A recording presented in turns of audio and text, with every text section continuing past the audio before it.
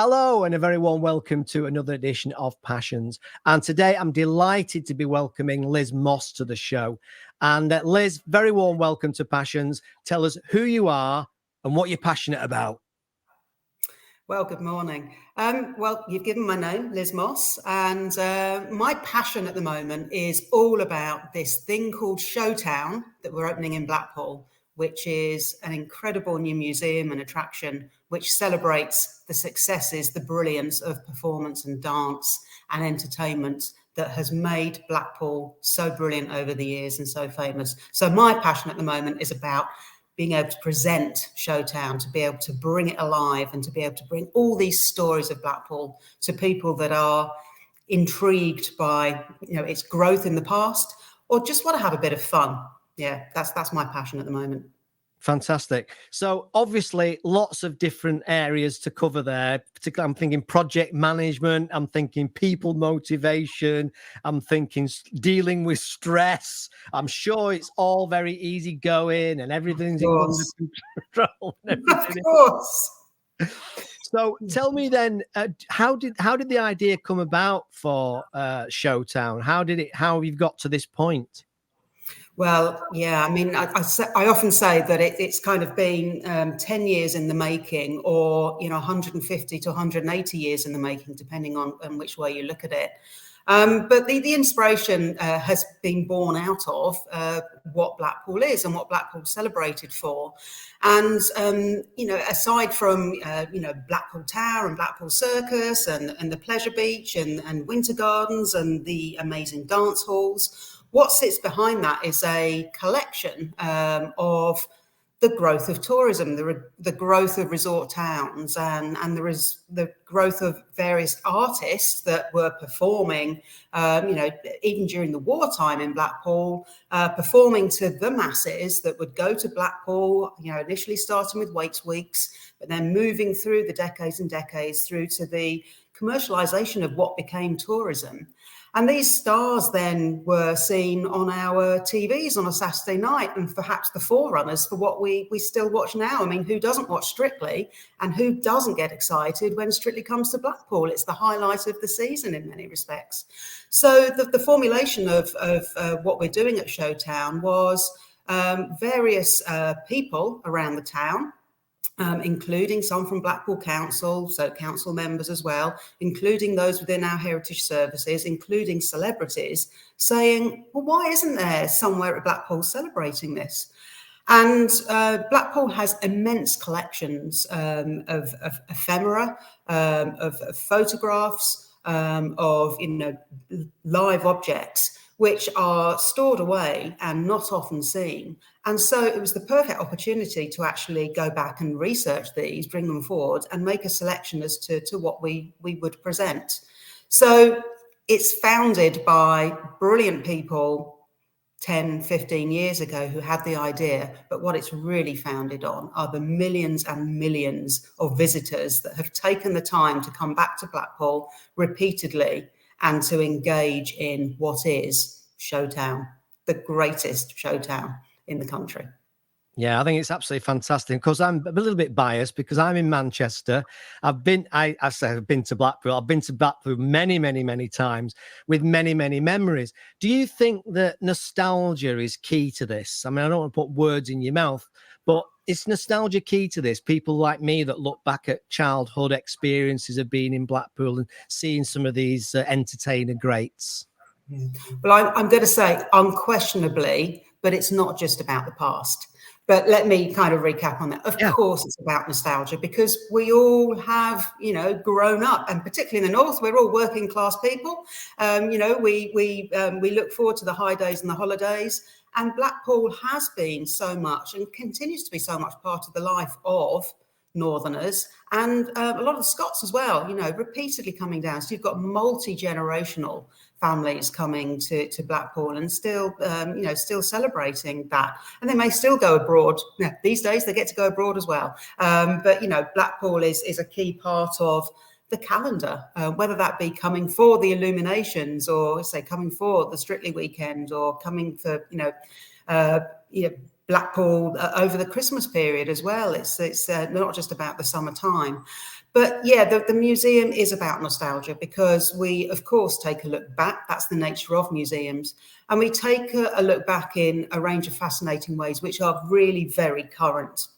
So it was always important in creating Showtown that although we are unashamedly a museum, we are entrenched in research, we are entrenched in telling stories, we're entrenched in co-creation, and also the care of our collections, the very careful care of our collections to museum standards.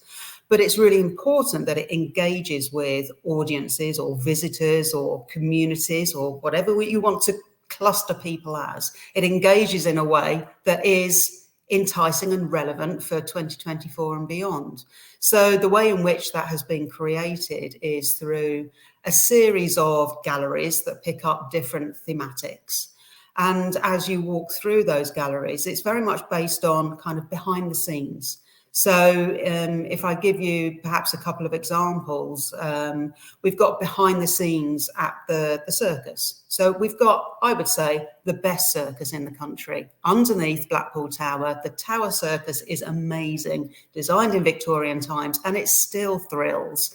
And it's not just about the clowns and the extraordinary feats of daredevilry. It's about the design of that museum and not revealing any secrets, but it's the way the water floods the stage at the end. It's a real spectacle still.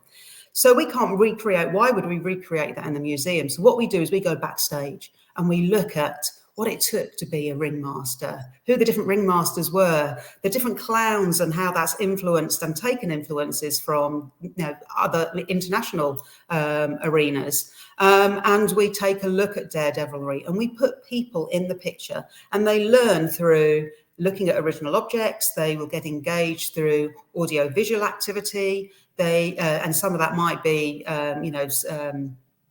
previous ringmasters speaking to them and telling them what it was like to prepare to go in the ring.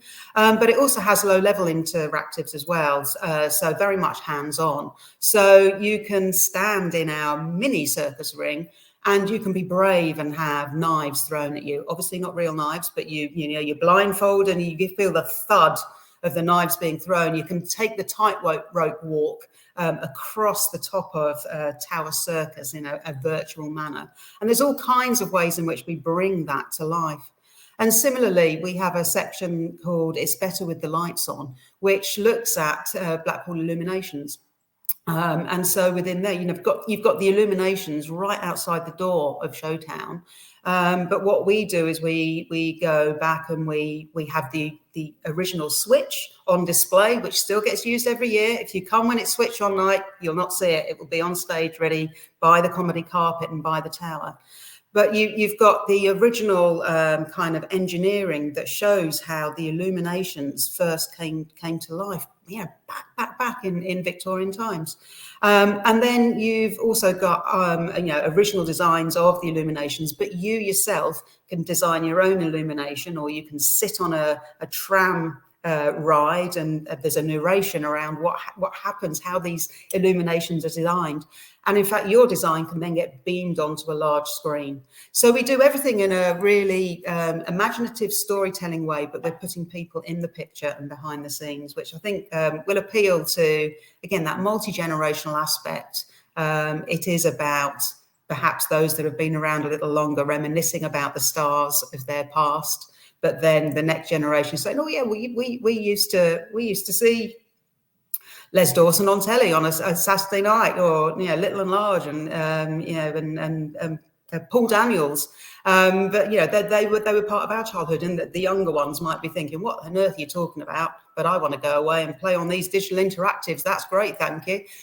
So yeah, I think we've got a way of storytelling which is really, really fabulous. That's fantastic. So you've obviously integrated a digital element to it as well. I suppose modernized it, if you want, in order to appeal to the whole family. Is that a fair comment, fair observation? It's absolutely a fair comment. And it's about appealing to the whole family, but it's also about appealing to everybody. So whether you might have any additional needs, or whether you're less well sighted or hard of hearing, there are ways in which we will bring aspects to you in a way that is relevant. So a couple of examples of that as well is we have a visitor app which aids those with additional needs to be able to find out the information that they want. But that app also works on a secondary level in that if you want to delve a little deeper, we've got 200 years worth of history here. We can't display it all in our museum, but if you want to delve a little deeper, and particularly talking about performance artifacts here and film, you can access that via our app as well. And that then introduces people to the wider collection that we do have in store, and which will become more and more accessible over future years as well. That's very much part of our growth plan. But there are other ways that we bring the museum to life as well, and that's through our cast and crew, which I find really highly exciting. So again, it's that people-to-people element too. So we are actually currently recruiting for our cast and crew, our cast being those people that will be within the museum gallery space themselves and taking on character roles from our Showtown storybooks. So again, they're all research characters, they're characters of the past, and they will be working to both scripted pieces of interaction, but then they are also trained and will be further trained in improvisation, but also around dance and circus skills and magic as well, to pick up a couple of themes. So it adds yet another dimension to what we are trying to do. And we call Showtown, the strapline is the Museum of Fun and Entertainment. And it really is that. I hope there is not a single person that will ever walk through and not laugh out loud and leave with a huge smile on their face. We want them to be entertained. We want them to reminisce. And we want them to think a little more as well. So we're not escaping the fact that what may have happened in performance in the past was what's relevant to today. So we explore in the museum the fact that there were many animals performing as part of the circus. We ourselves have Belle the elephant within, not live, I hasten to add, but Belle the elephant is in the circus space, as is our tiger. But it allows people to ask the question, my goodness, did that really happen? How did that happen? When did it stop? Why did it stop? Would we ever be in a position to come back to that in future times? And we also look at, for example, some of the curios that, the people that were on the Golden Mile that you might have paid a shilling to go and see. And today we might call those, people rather more large or obese or curious in terms of their sexuality. But back in the day, it was like, my goodness, what is this? What's this all about? And it's fascinating to look at how times change. So through our more formal program of engagement and our learning program, whether that be through talks and lectures or through schools' formal learning programs, we explore these elements as well. And that's what I'm really looking forward to. I can't wait for Showtown to open, of course. That's the great celebration, but actually delving deeper and more exploratory work. And that takes us back to the fact that we are a museum. That's what we're here to do. We're here to discover more and let people get involved more and share their stories about their past as well. So yeah. Well, all I can say is your description of it certainly doesn't fit with what you might call the traditional view of a museum. It sounds really exciting, and you've sold it to me. So that's the good news. That's a good start, isn't it? You sold it to me. So we're recording this in January 2024. You're opening in March 2024. That's right, isn't it? Yeah, we are. How has it been? And just like to just do a bit of exploring on your experience of the journey, because it's obviously a massive project. It's obviously a massive thing. It's got so many different moving parts. What would you say have been some of the biggest challenges that have been created for you and the team in getting to this point now? Yeah. Okay. Well, I will start by saying I've only been involved for 4 months. So I started my role at the beginning of September. And that's not to say I haven't wanted to be involved for a very long time. And I've been involved on the periphery for quite some time, knowing the team and previous head of heritage rather well. But the challenges have been those that always come to a new project, particularly within the cultural sector. And it's well, it's kind of probably threefold, really. It's about content. You know, what do we include? What do we exclude? How do we do that storytelling? How do we do that curation, you know, moving forward? And perhaps we can touch on that a little bit more. It's undoubtedly about funding. And that is, you know, the largest challenge, I think. And it's also about who will take this museum forward, because we've got these collections that exist, but actually who is the right body to be able to run that in the future. And so major challenge has been around the establishment of the Blackpool Heritage and Museum Trust, which will be moving that forward. And indeed, I joined in September as the chief executive of that new trust. So charitable organisation, newly formed, just received its charitable status. Up until the 31st of December, I was the only employee of the trust. But what we have done from the 1st of December is TUPE what were previously council employees across to us. So that has been a fundamental challenge as well in terms of the formulation of the body, and actually how we then extrapolate that from the beast, the wonderful beast that is a huge local authority. So that's challenging. So I'd say those three challenges have been the biggest for the organisation, you know, within those clusters. Yeah. And I guess now, because you're moving into this time of the process where it's about, I guess, selling tickets and trying to get people to come and be aware of it, then you're into this whole area of marketing, which of course is more challenging now perhaps than it's ever been, which is part of my background in marketing. In terms of getting people's attention in front of a million different social media platforms. Is that a process that you've gone through and you're going through to try and find the best way to get the message out there? Yes. So, you know, back in the earlier days of the project, and I will say, you know, this project is hugely funded by public money. Funders include the Esme Fairbairn Trust, Pilgrim Trust, Coastal Communities Fund. I'm missing loads out here, but the largest one is the National Lottery Heritage Fund. And so for anyone watching this that has ever applied to NLHF, they will know the immense amount of hurdles you have to get through, which include, of course, your business plan, your marketing plan, your audience understanding. So this project is very deeply rooted in a mass of market research, then formulating into a marketing plan. Because, say, one of the challenges was, does Blackpool need a museum? Does museums sit within an amusement and performance town?